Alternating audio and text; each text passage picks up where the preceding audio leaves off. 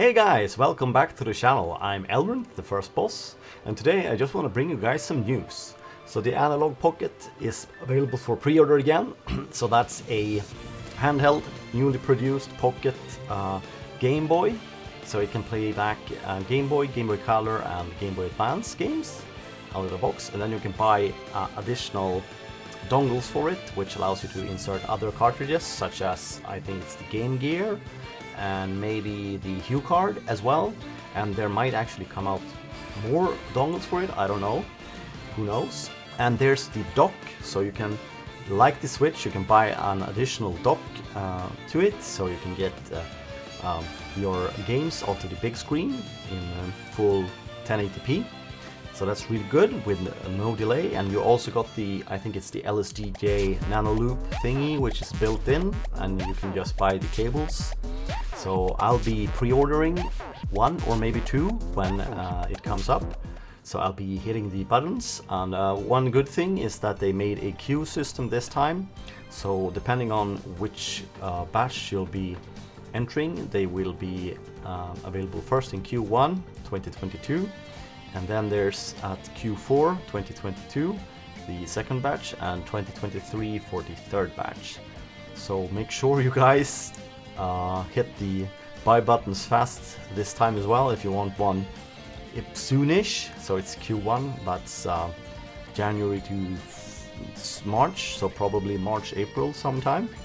Hopefully it doesn't get delayed as much as it's done now, because it's being sent out now, the first batches of the Game Boy Pocket, or Analogue Pocket, sorry.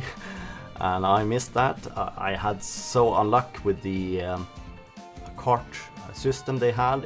It kept like fiddling with the shipping, calculating the shipping, and I never got out of that. I mean, there was tens of thousands of people hammering the system at the same time, so not everyone got a Analogue Pocket. Even Elijah Wood wanted one and he didn't get one. So hopefully this time one of our favorite actors can get his Analogue Pocket. Yeah, and other than that, I've actually got a new flash card for the Game Boy, for the Virtual Boy. This one is actually my previous one. I just wanted to show you guys how it works. So this is a eInkScreen on this Virtual Boy flash card, and it allows me to, hang on, it's this way. So there it powers on. Now I can hit the select button here, or actually it's A button, I think. What was it? The B button maybe. If I hold it down, see there? Now the screen here changes to a, hang on, to something. It's just blank now. Did I turn it off or something? Maybe it's select. Let's see if that works better. There we go.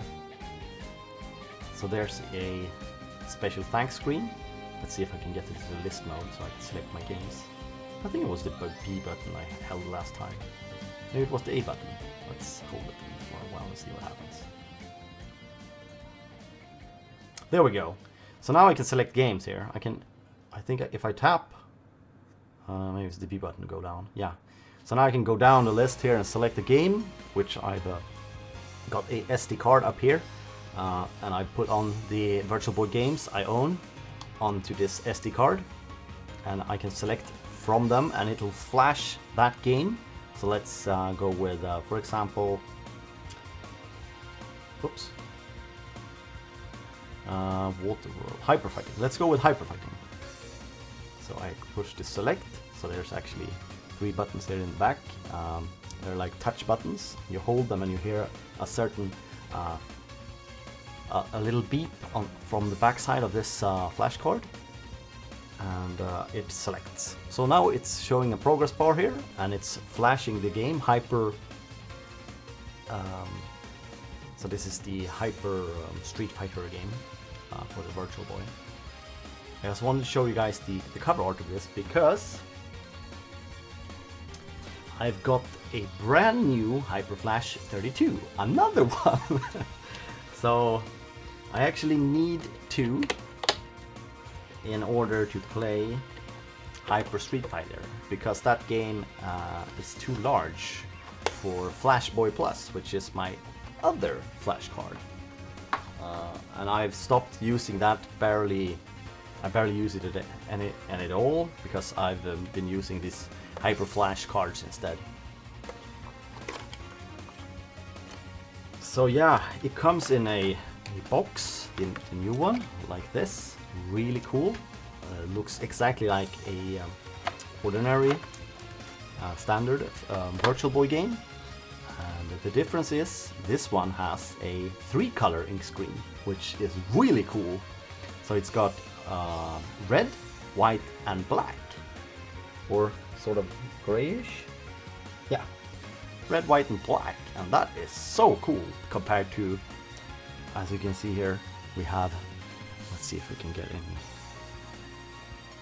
There we go. Hyper fighting. That is so cool. So yeah, I'll be using that when developing Doom on the Virtual Boy, and I've actually decided that my Doom port of the game is not going to be the standard Doom, because I think coding a game engine which handles Doom's graphics in a okay FPS manner will be a bit too difficult for me, so I'll just try to get something similar, more like wireframe-ish backgrounds, while all the enemies and the items will be actually sprites, and I'll use the scaling. I've actually got that working already, but it's a bit slow, still at the fixed point path. I've tried Enthusiast's music engine. I'd love to incorporate that to play back the Doom music on the Virtual Boy. So that's my plan for the future. Anyways, me and my friends, we went to a what's it called, flea market in Skellefteå, a town like 30 miles, Swedish miles, or 130 kilometers from us, and we picked up. This game is called Battle Kid, and this is the Famicom version, so that's pretty cool. And I'll be playing that with my friend Robin, who has had world records in this game many times. I'm not sure if he does anymore, but he's had it for quite a while. He's very good at the game. And here I also picked up the game Dragon Buster. I thought I really wanted to play this game, and it was quite cheap. So it looks like a top-down action RPG-ish. But I'm pretty sure it's not the greatest game, because we would have heard of it much earlier. Like, you should probably rather play Crystallis or something like that. But yeah, I want to try it out and see if it's good. And another game I picked up, it's Goga, I think it's called? Goga? And it seemed to have pretty good music. It's for the PC Engine. I've actually got a new flash device / HDMI device for the PC Engine, which I've been having to try to do a review of for like a long time, but I haven't finished it. And at the same time I picked up Dragon Slayer for the PC Engine. It's one of my favorite games for the MSX. I love the music.